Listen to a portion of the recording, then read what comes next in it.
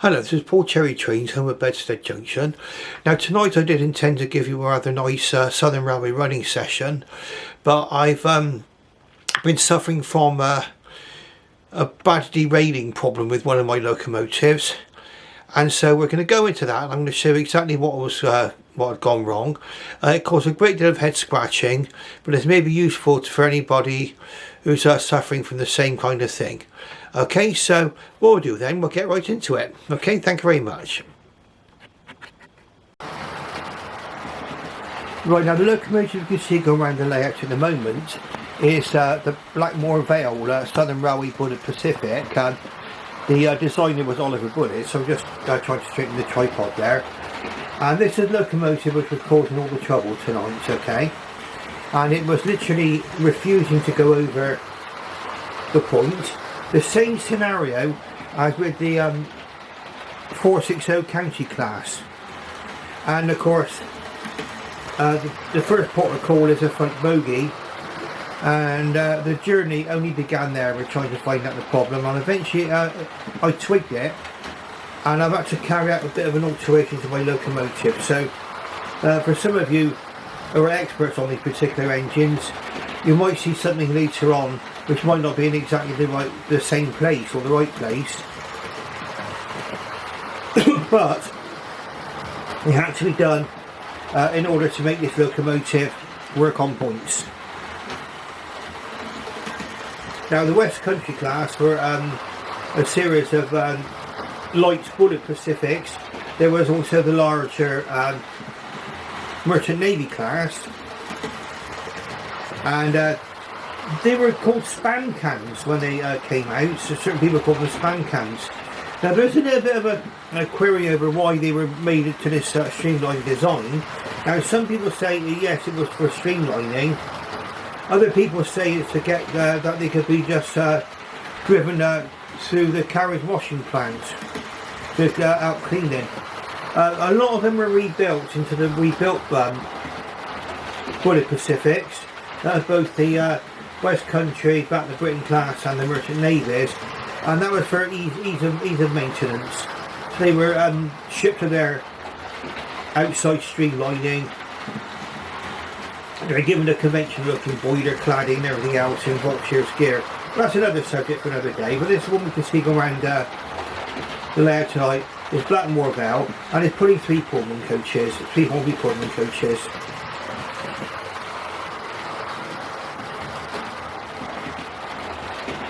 Now, if you imagine, every time I try coming into the station with this one, and it's an important aspect of my layout, I can be able to do this, the actual locomotive was derailing. In fact, the front bogie literally refused to stay on the track. And it's never happened to me before, okay, on any other point except this curve point. And I'm going to ask, I'll be thinking of a question's crossed my mind actually. And that's, I know Hornby test their locomotives before they release them, but I just wonder if they've got a curved point on their test layout, because they don't think they have. But they don't appear to have, because they're, I've got a couple of locomotives now that I've had to alter so that they could go over a curved point. And a lot of you might have been blaming the point, and you might be blaming lots of other things. And you'll be quite, well, I was flabbergasted to find out what it was, and you will be too, perhaps. Okay, and we'll get into that quite shortly now.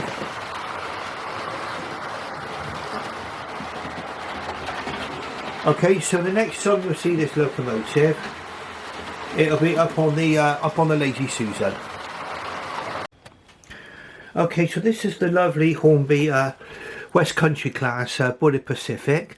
That would be a 462 wheel configuration, and these locomotives did contain quite a lot of innovative ideas.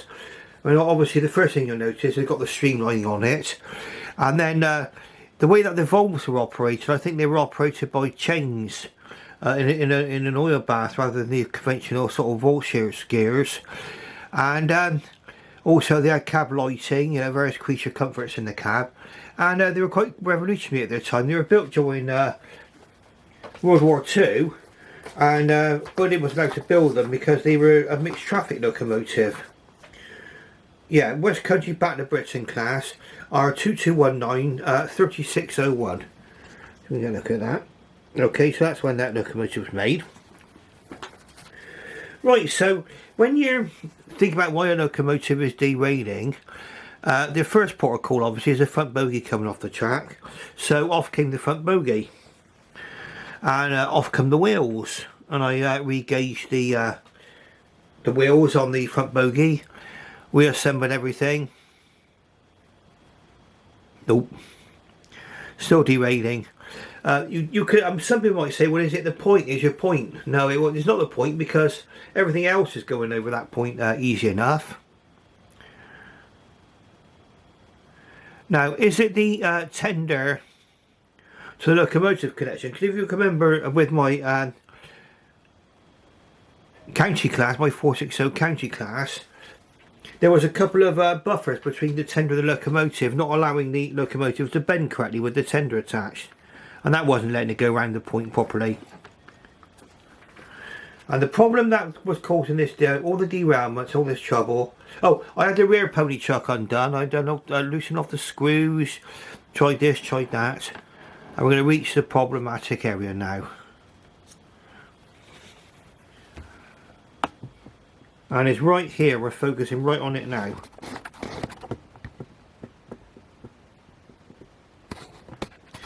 That pipework, that's under the locomotive right here, and that's all it was.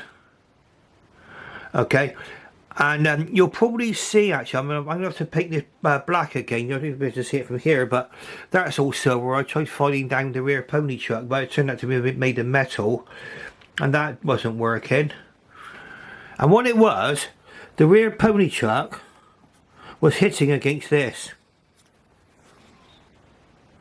Okay, it was starting to come off, actually, this piece here. That's the offending piece right there, that piece there. And so I removed it completely, and voila, the locomotive is now going around corners around the point perfectly well. So no problem whatsoever. But that was a couple of hours worth of dismantling, filing, head scratching, oiling, I don't know, all sorts. I tried all sorts with it. Tried repositioning the, well, obviously I did a lot of work on the front bogie, because the front bogie was coming derailed.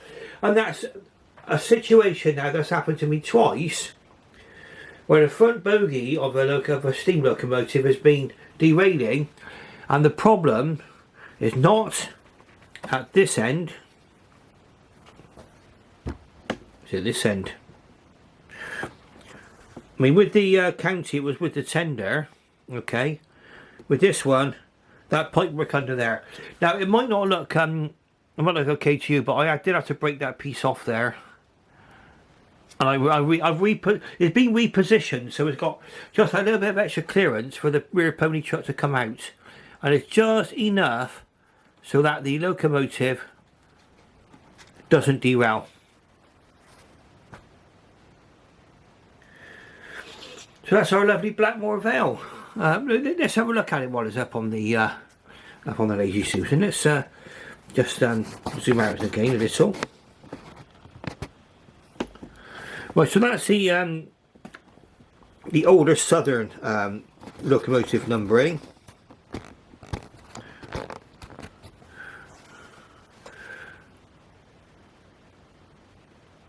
And I cannot remember how that works. I think the C might mean that there's 3 sets of driving wheels, but don't quote me on that. Don't quote me. Okay. All right. It's in southern livery, Southern Railway livery. Quite an interesting locomotive, actually. Look at the top. The tender top's quite an interesting thing to look at.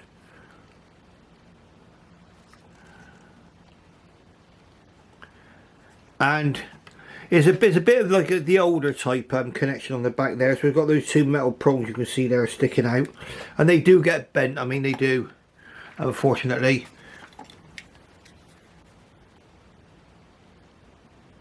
They could get bent out of shape quite a lot. And you can see looking underneath what the problem was. We can get it into focus here.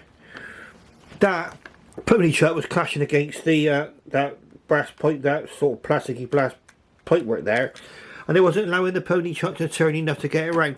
It would go around a normal right hand point or a left hand point, but it wouldn't go around a curve point. And again, for fear of repeating myself too much, I wonder if Hornby actually tested these locomotives on curve points. There's a cab detail, very nice cab detail in there. All nicely picked out. Remember, this is a model from 2001. And all told, I'm very pleased with the model.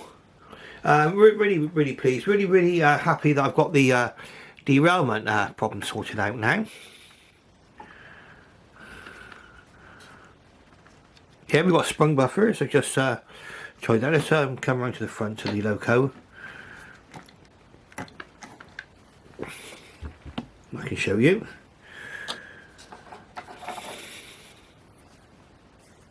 Sprung buffers, lovely. The only thing I've got to fix now is there's a small sort of C-shaped vacuum pipe that's broken off the front of the buffer, and that's fallen off onto layout somewhere, and I've got to really get that stuck back on again, or I'll probably make a replacement of that. So that's on the that's here on the front of the locomotive. You can see in the middle of there, look, it's got the says Southern there, got the number again, 21C123, and the buffer, and that's where that pipe's missing. It just got curves around in kind of a D shape, and that's missing from there now, so that's another little job for me to do. Not too disastrous. And you've got the lovely nameplate there as well, Blackmoor Vale. Okay, so that's a little bit of a close look up at the locomotive and an explanation of what was going wrong. So I think, for any of you who are suffering from derailment problems with your locomotives, yes, it's a case of quite a lot of head scratching, but from my point of view, it was well worth it. So I didn't have that front bogie derailing all the time. Okay, so we'll move on to the next part of the video in just a moment. In fact, while we're here, just show a few things about this loco as well.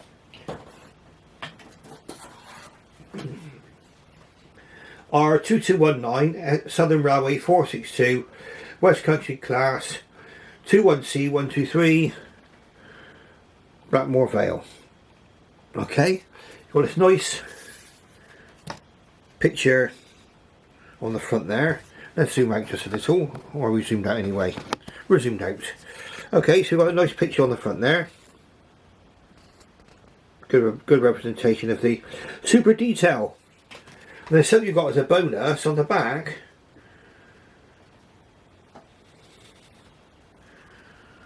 Is a history of the loco and the model there.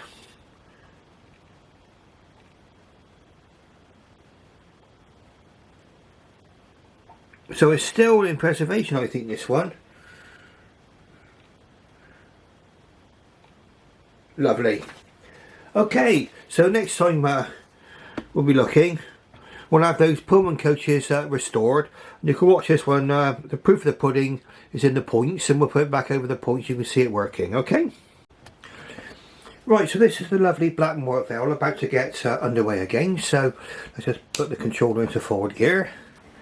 And away we go. And we'll just watch her go around the track just for a little while now. And I can enjoy the fact that I managed to solve this problem. Now, the West Country class locomotives, they could often be seen local to me on the Somerset and Dorset Joint Railway. And of course, rather famously, it was the West Country class and about the Britain class, Bulleid in Biggin Hill, which actually pulled one of the very last trains on the Somerset and Dorset Joint Railway.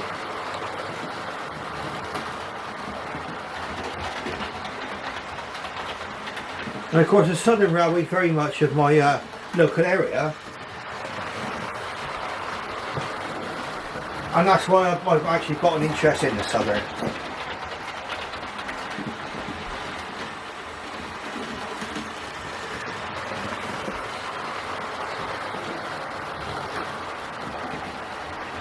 Would you have to make a slight adjustment to the track then?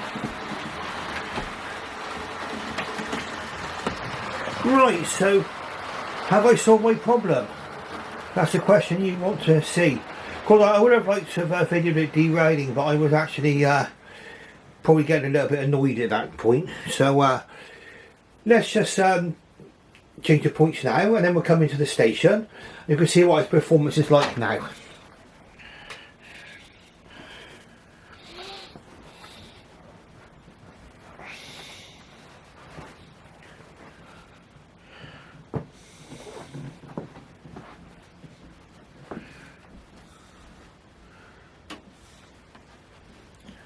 Right, so let's hope. And you've been going over this point a dozen times, so I've checked before I film this, so let's see what happens.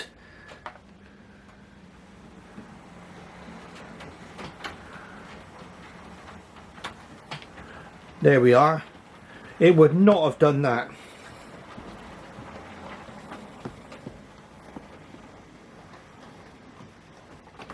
Beautiful. The lovely Blackmoor Vale is pulled into the station now. So give us a chance to have a look at the other locomotive which is here. That's a King Arthur class. Very much a predecessor for express passenger locomotives to the Bulleid Pacifics. I believe they were designed by Monsell. Let's have a look and see now. We'll just put this one. Oh, that one at the back, the Blackmoor Vale, is a 462 Pacific. This is a 460 locomotive. We're just going to change the point to watch this one go round, because this one as well has got quite a little bit of a checkered history in my ownership.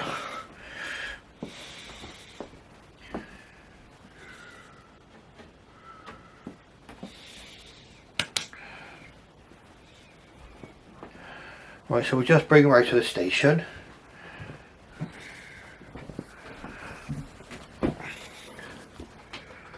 I'm sorry about my hand getting away with the controller. I'm rather close to the controller here tonight.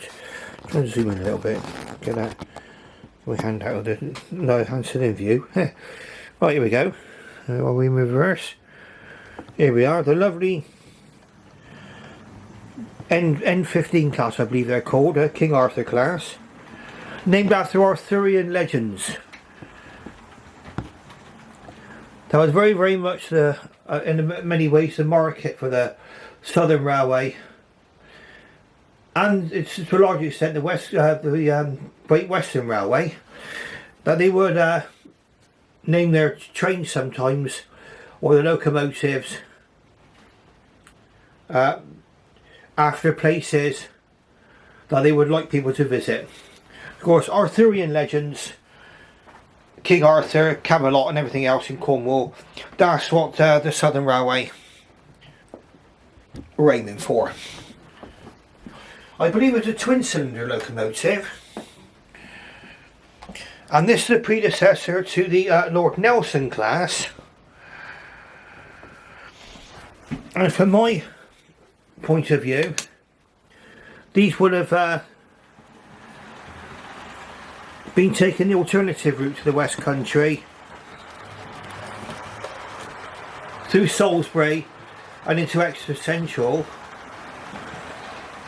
and then down across I think they went through Exeter St David's then, before they carried on with their own on their own track on the way to Plymouth.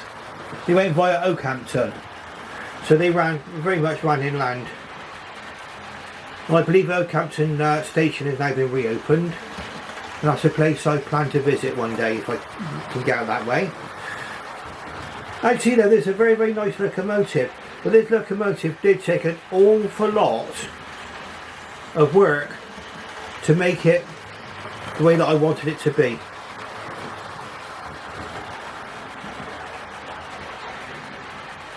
And you would have said, well, should I have sent the locomotive back? And I would have been justified in doing so, but I'm one of those people, I can't help it. When I see a problem of a kind of a practical nature, I just can't help it. I've just got to sort of dig in and try and solve it. Now the first problem this locomotive had was the valve gear fell to pieces. And I think some of you may remember my previous episode went through all of this. Well, those who have never seen my King Arthur class before, the slide bars for the crossheads in the valve gear, they both fell out of the cylinders. Okay, they weren't fixed in properly. If you've got one of those, check that's quite right. I managed to fit them back in. I felt like super glued them in. They're holding, so that's fine. I had to reassemble the whole of the valve gear. And then it went for a while then. And suddenly it stopped going altogether again. It wouldn't go. Oh no, here we go again. And that turned out to be the cog on the actual driving axle from the motor. You've got sort of a series of gears going out from the motor. And the one that was on the actual axle driving the locomotive, that one is split. So I bought a new wheel set for that actually. So I couldn't get all the cogs separately. So that solved that problem. Then I looked at the box and thought, oh no, there's a piece missing. There was one of the doors missing, side doors missing from the tender. And once I seen it, I couldn't unsee it, so I ended up having to get another tender. In fact, this tender top, I bought off eBay, and it's got actually the person who owned it before me has actually put real coal in this tender, so a lot of time and effort went into the tender, but it was complete. And luckily it was in the same livery as well. Like I say, I managed to get this. I've got the locomotive all working nice now, as I would wish it to. So you're getting to see the Southern Railway as planned. I mean, I did plan to bring out the schools class Eastbourne, but we'll leave that tonight because it's getting rather late. And by the time I put this video out, you will be getting into the wee small hours, I expect.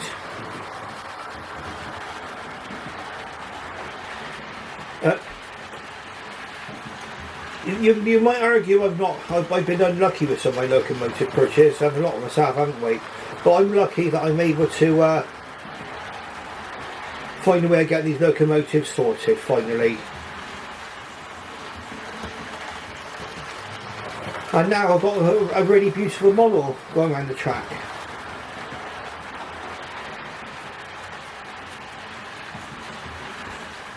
King Uther, U-T-H-E-R. Let's have a quick look, so we can have a look at all this in just a moment. Let's forgive me, because I'm very, very disorganised tonight. Very, very disorganised. I've got bits and pieces all over the place.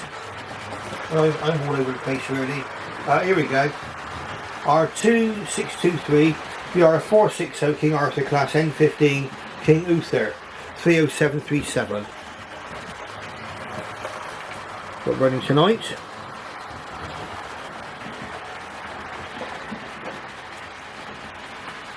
And King Uther, I've got nothing on the instructions telling me when this is from. I should imagine it's from the mid-2000s.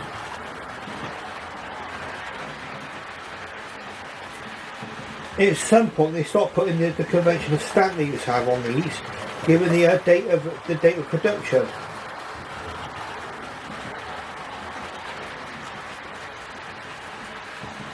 Well, there we go. That's our locomotives going around tonight. Now, as I say, derailments can be very, very frustrating. Very, very frustrating indeed. And it certainly caused a lot of head scratching for me. Now, if you like what you've seen tonight, please press the like button and subscribe.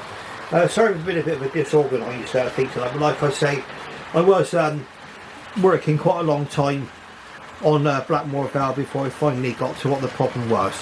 Okay, so like I say, please like, subscribe, and ring that bell. And I should say thank you very, very much for watching. I should bid you farewell and good night.